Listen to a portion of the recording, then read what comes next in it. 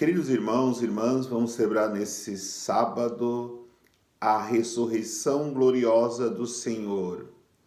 A missa da vigília de hoje é a principal missa do ano litúrgico, como também é a vigília de todas as vigílias que nós celebramos durante o ano. E a realidade de que vivemos esta expectativa da ressurreição do Senhor está numa pergunta que não quer calar-se dentro do nosso coração. Essa mesma pergunta foi feita há muito tempo atrás, quando no Antigo Testamento as famílias se reuniam na noite da Páscoa para celebrar a libertação da escravidão do Egito. E as crianças perguntavam para os seus pais: por que esta noite é uma noite diferente?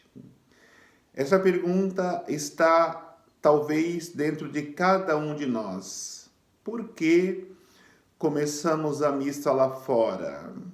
Por que começamos a missa com a bênção do fogo novo? Por que começamos a missa com as luzes apagadas? Por que nesta missa tem tantas leituras, tantos os cânticos? E assim, com estes vários questionamentos que os filhos faziam e que os filhos fazem hoje, os pais começavam a explicar para os seus filhos por que aquela noite seria diferente. Exatamente isso, como pai espiritual da comunidade, eu quero explicar porque essa noite é diferente, exatamente como os pais faziam na Páscoa antiga.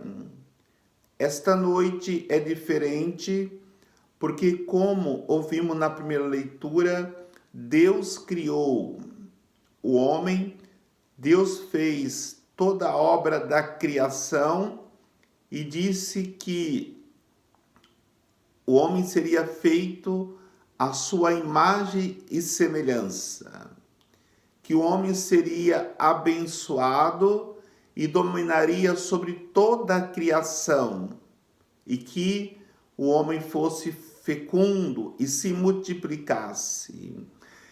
Por isso, Deus, na obra da criação, criou tudo para que o homem pudesse ser feliz.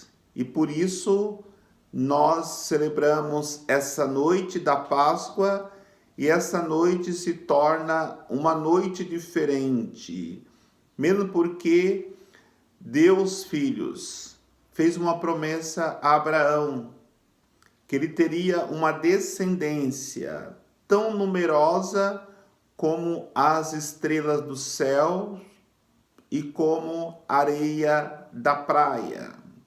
Exatamente aquilo que era uma grande expectativa de Abraão de ter uma descendência. Deus abençoou filhos Abraão e ele teve um filho chamado Isaque. Mas Deus quis colocar Abraão à prova e pediu que ele sacrificasse o seu filho. Por isso, Abraão, filhos, é conhecido como pai da fé, porque ele não negou o sacrifício do seu próprio filho. No entanto, na hora que ele ia sacrificar o seu filho, Deus disse: Abraão, agora eu sei que acreditas, não sacrifique o seu filho. E Deus providenciou um cordeiro para que fosse sacrificado no lugar de Isaque, filho de Abraão.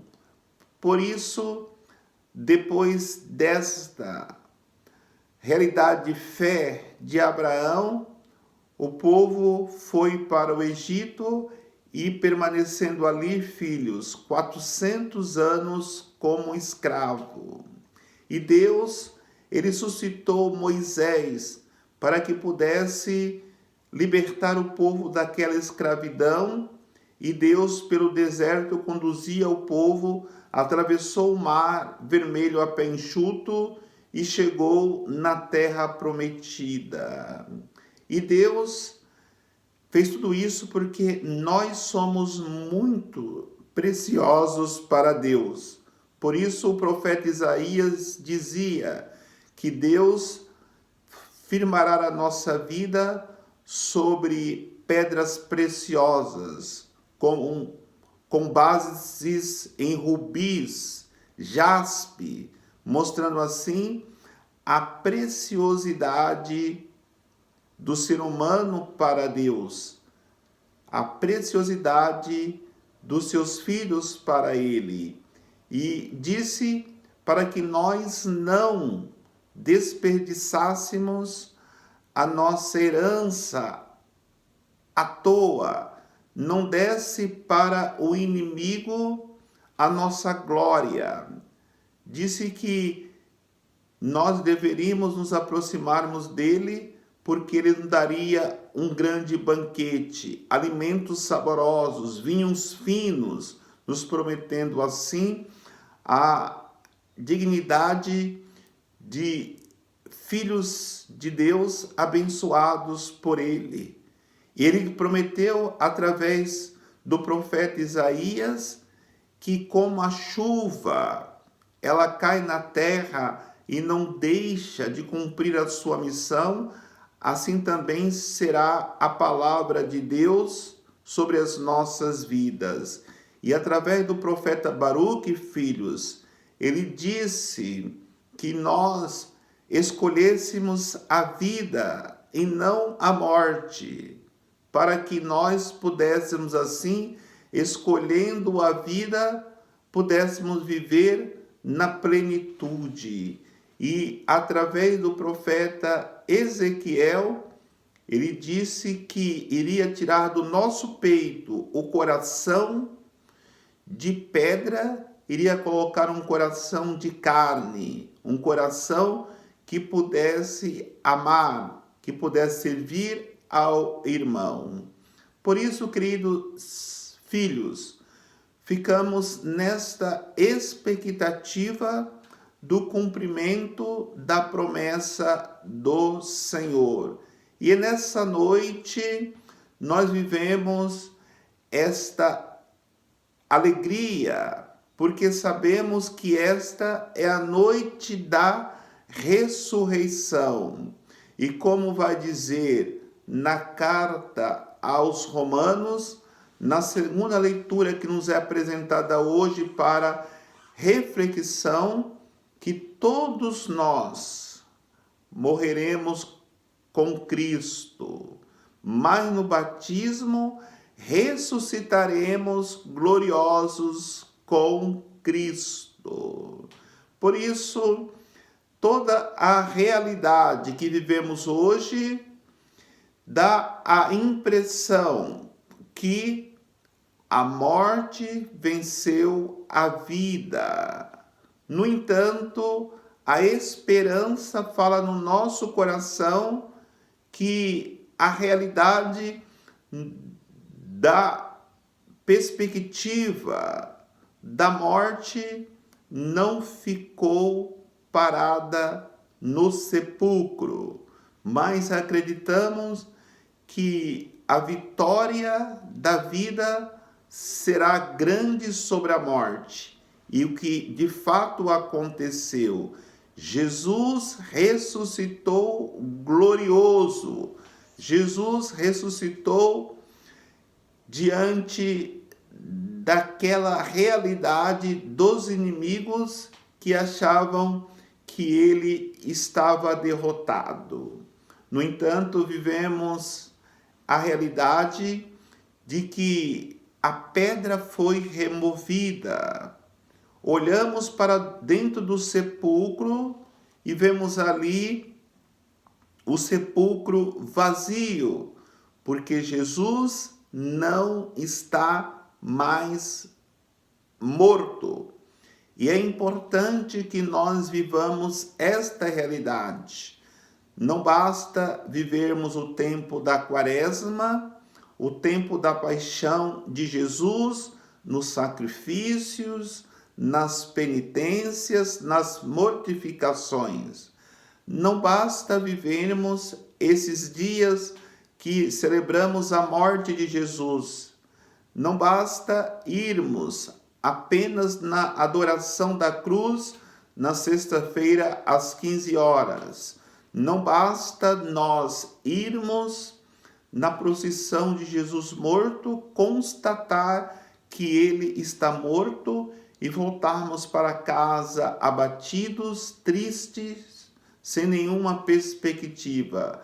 Precisamos ir na celebração da ressurreição de Cristo no sábado santo, onde Jesus verdadeiramente ressuscita glorioso, trazendo para nós uma vida nova, uma vida planificada no seu amor. Por isso, nós precisamos refletir.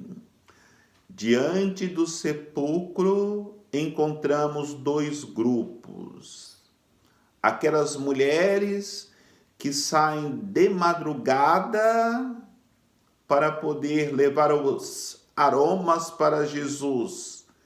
E do outro lado, o grupo de soldados, que também estão ali ao lado do sepulcro.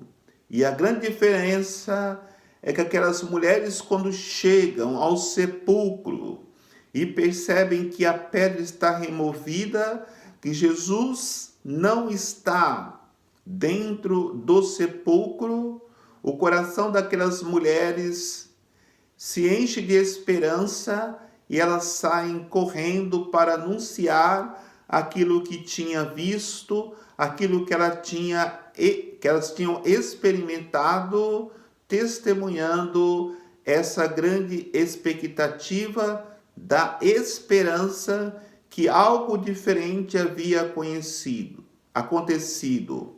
Por outro lado, temos o grupo de soldados que ali estavam para guardar o sepulcro, no entanto, foram corrompidos, receberam dinheiro para mentir que os discípulos tinham ido ali e roubado o corpo de Jesus. No entanto, nós nos encontramos entre a verdade que as mulheres saem correndo para anunciar e a mentira que os guardas contam, corrompidos pelo poder dos homens que governavam, pagando-lhes dinheiro para que abraçassem a mentira.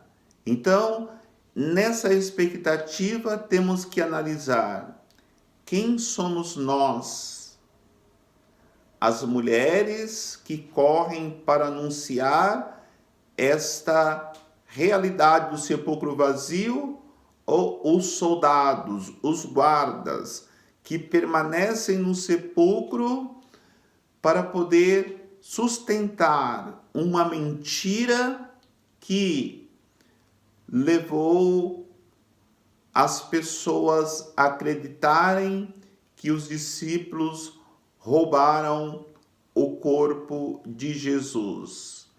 A realidade do mundo que vivemos é exatamente esta. Entre a verdade e quem vive na verdade crer plenamente que Jesus ressuscitou, não somente ressuscitou para a humanidade, mas ressuscitou para si mesmo, buscando assim viver esta alegria de que Jesus em seu coração ressuscitou glorioso. E por outro lado, temos a humanidade que permanece na morte, que permanece sem esperança, como aqueles soldados que deixaram-se corromper pelo inimigo, pelo mal. Queridos irmãos e irmãs, esta é a noite diferente, porque nessa noite do Sábado Santo, da Páscoa do Senhor, nós celebraremos com alegria a vitória de Jesus sobre a morte, a vitória da vida sobre a morte. Aleluia! Jesus está vivo e nos convida a vivermos esta experiência de ressurreição. Que Deus nos abençoe e a todos uma feliz Páscoa. Em nome do Pai, do Filho e do Espírito Santo. Amém.